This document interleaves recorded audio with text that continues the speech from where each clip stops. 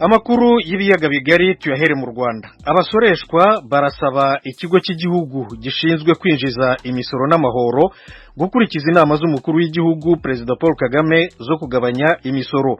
Babitangaje kuri uyu wa gatatu ubwo iki kigo n'umujyi wa Kigali babasabye kwishyura imisoro bitarenze uku kwezi kwa mbere kugira ngo birinde ibihano. Ni inkuru ya mugenzi wacu Asumta Kaboyi. Kuri wa gatatu ikigo gishinzwe kwinjiza imisoro n'amahoro kiri kumwe n'umujyi wa Kigali bakoranye inama n'abaturage basabye abasoreshwa bo mu mujyi wa Kigali kwihutira kwishyura umusoro ku mutungo utimukanwa ndetse no ku nyungu z'ubukode bitarenze tariki 31 z'ukwezi kwa mbere uyu mwaka. Uyu musoro umaze imyaka ine ushizweho abaturage bakunze kugaragaza ko ubabangamiye.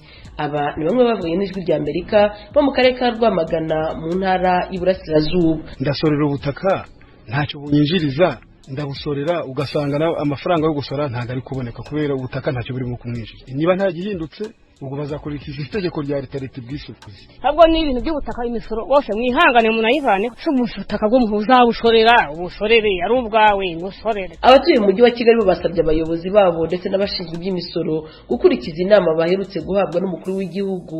Ya jambo rya perezida rwose twari byakiranya amashyi yombi, ubu dutegereje ikizavamo. Tanga umusoro biragoye kubera urumva umusoro uri hejuru y'inyungu uba wabonye. Urumva iryo jambo biramutse babishyize mu bikorwa nk'uko yarivuze ati abacuruzi bakiri hasi babagabanyiriza imisoro, urumva byaba ari byiza bishyizwe mu bikorwa nk'uko yabivuze. Ntabwo byoroshye, ahubwo bari bakwiye kujya bafata nk'igihe cyo gutangiza amashuri y'abana bakagitandukanya n'igihe cyo gusora kuko biragora. Ibyo perezida yavuze turasaba ko byashyirwa mu bikorwa. Mu ntangiriro z'iki cyumweru nibwo Perezida Paul Kagame yasabye inzego zibishinzwe kugabanya imisoro kuri rubanda.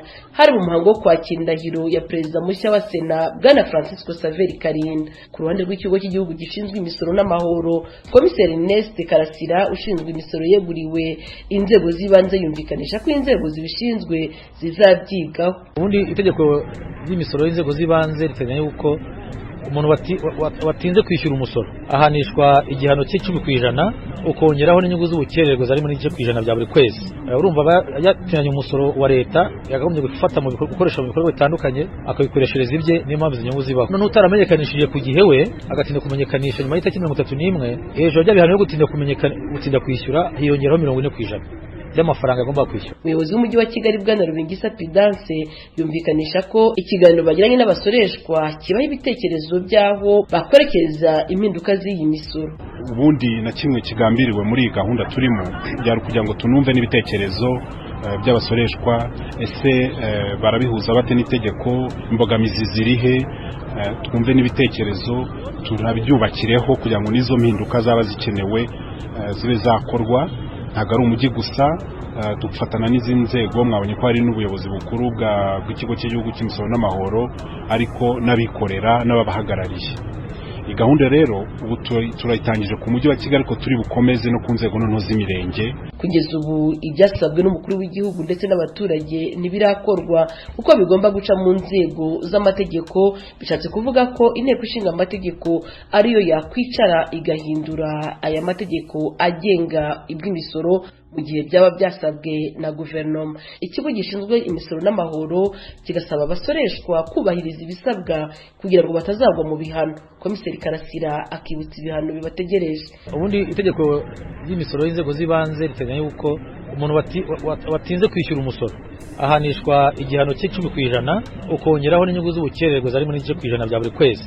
Urumva yatinanye umusoro wa leta yagagombye gufata mu gukoresha mu bikorwa bitandukanye akabikoreshereza ibye, niyo mpamvu inyungu zibaho. Hanyuma none utaramenyekanishije ku gihe we agatinda kumenyekanisha nyuma y'itariki 31 hejuru y'ibihano yo gutinda kwishyura hiyongeraho 40% y'amafaranga agomba kwishyura.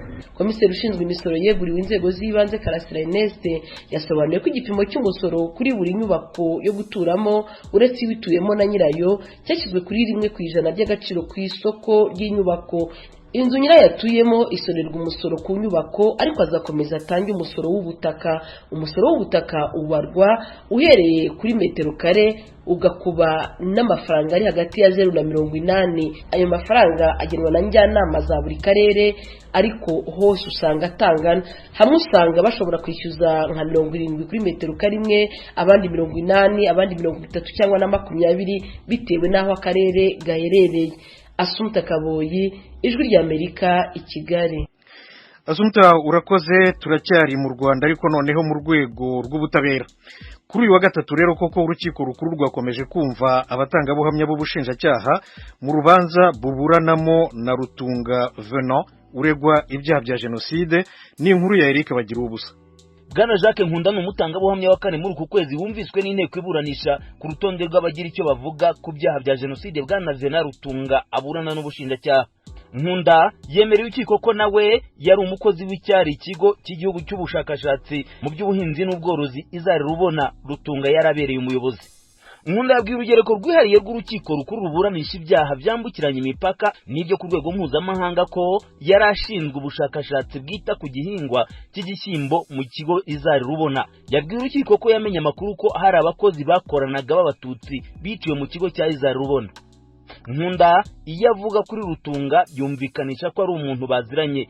Yavuze ko nta ruhare rwe azi muri jenoside yakorewe abatutsi kuko icyo gihe yari iwe mu rugo atakiri mu kigo cya Izari. Yavuze ko mu gihe cya jenoside abakozi ba Izari babaye bagiye mu ngo zabo. Uyu mutangamakuru yavuze ko hari amakuru yagiye yumva ko abasirikare baba barishe barashe abatutsi mu kigo bakoreragamo. Byinshi mu byo Nkunda avuga yumvikanisha ko ari amakuru yagiye yumvira mu rukiko mu manza yaburanaga nawe ku byaha bya jenoside, nkaho avuga ko mu rukiko yumvise ko Rutunga yazanye abasirikare mu kigo cya Izari ari nabo bishe barasha abo batutsi bari bahahungiye. Yemeye ko hari imirambo myinshi y'abatutsi basabwe kuza gushyingura biciwe muri Izari.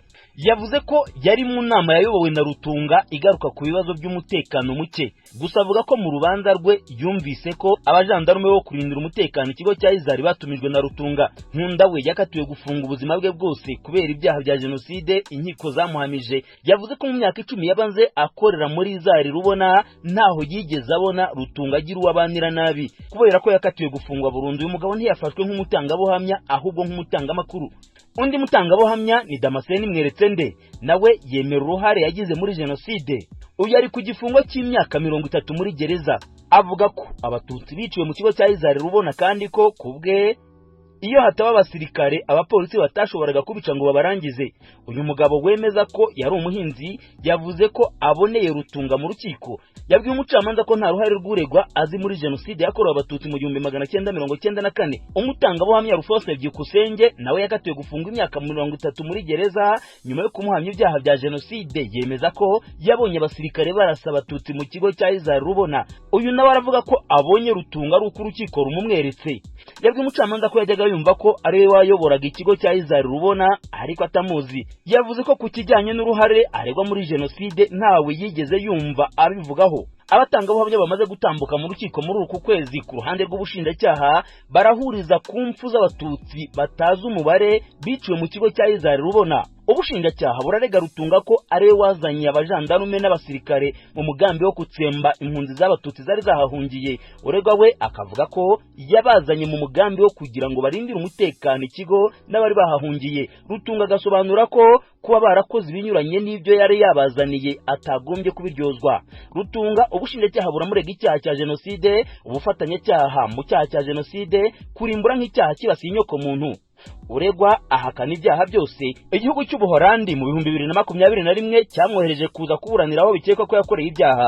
Urubanza ruzakomeza ku itariki ya 21 z'ukwezi kwa gatatu uyu mwaka. Bagira Ijwi rya Amerika, Nyanza mu majyepfo y'u Rwanda. Radio Ijwi rya Amerika ivugira Washington DC mu Kirundi n'Ikinyarwanda. Nk'uko mubizi buri munsi guhera saa 10 kugera saa 11 ni ikiganiro cyanyu muri Isanga. Ubu rero nejo turimo turakibategurira. Ni Fideli Niyongabo muzaba muri kumwe. Fideli, wiriwe neza? Wiriwe pas mwiriwe namwe shiti mu duteze amatwi. Nuko duhishiye iki rero?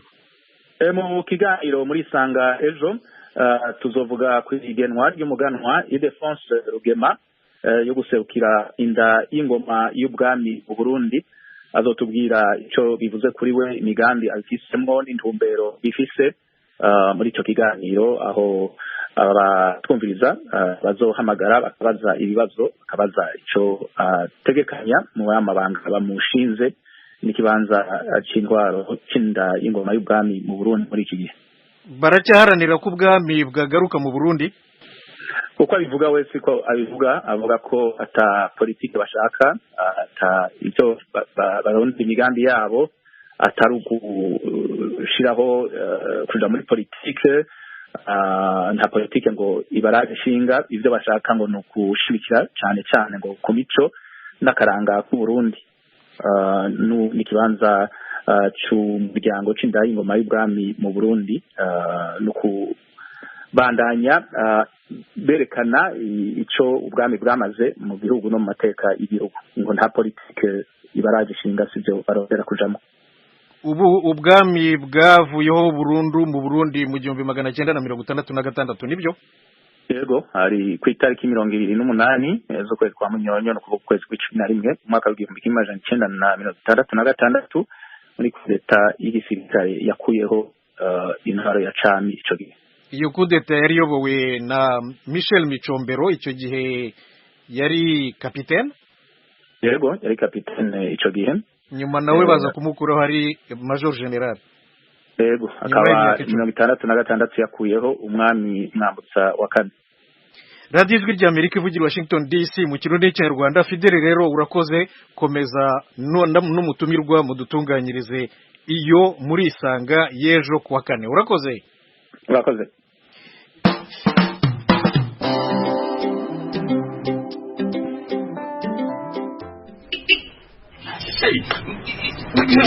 Urande barara igira hirya ariko mata yego akwiriye ahantu hose winyegera ariko abanyabugongera ntabwo njya mbizera muri abanyamitwe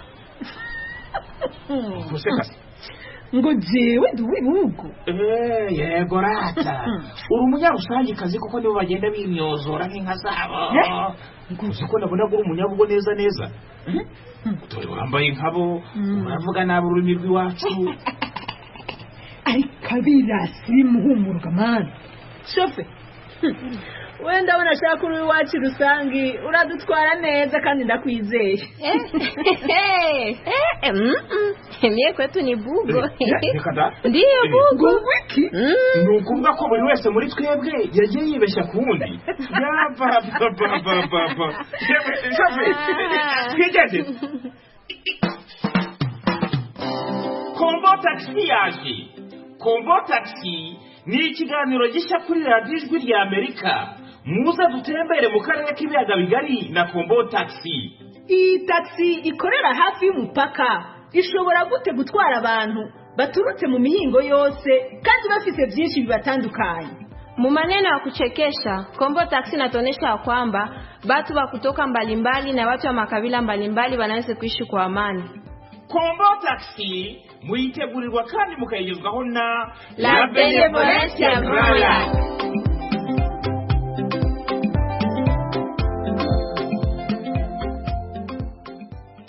Muracyumva Radio Ijwi ry'Amerika ivugira Washington DC mu Kirundi n'Ikinyarwanda. Muri Repubulika ya Demokarasi ya Kongo abagororwa 13 bapfiriye muri gereza nkuru ya teritwari ya Walikale ni mu ntara ya Kivu ya ruguru kuri uyu wa gatanu mu gitondo, byatewe n'uburwayi kubura ubuvuzi bw'ibanze n'ibyo kurya n'isuku nke. Iyi nkuru turacyayibatunganyiriza neza, ubwo rero turayibagezaho mu makuru yacu ataha. Noneho tujye muri Uganda. Leta n'ishami ry'umuryango w'abibumbye ryita ku buzima OMS batangaje uyu munsi ku mugaragaro ko virusi ya Ebola irangiye mu gihugu. Ignatius Bahizi, umunyamakuru w'Ijwi ry'Amerika muri Uganda, yari imubende aho nyine leta ya Uganda na OMS babitangarije, yavuganye na mugenzi wacu Etienne Karekezi. Nk'uko bivuze hari abategetsi batandukanye cyane cyane abo minisiteri ishinzwe amagara hano muri Uganda hamwe n'umuryango ushinzwe iby'ubuzima OMS batangaje ko Ebola irangiye burundu muri Uganda. Kuri uhagarariye umuryango ushinzwe amagara y'abantu ku isi Bwana Tege Jonas yavuze ko Uganda igiye kuba intangarugero ku isi hose kubera ko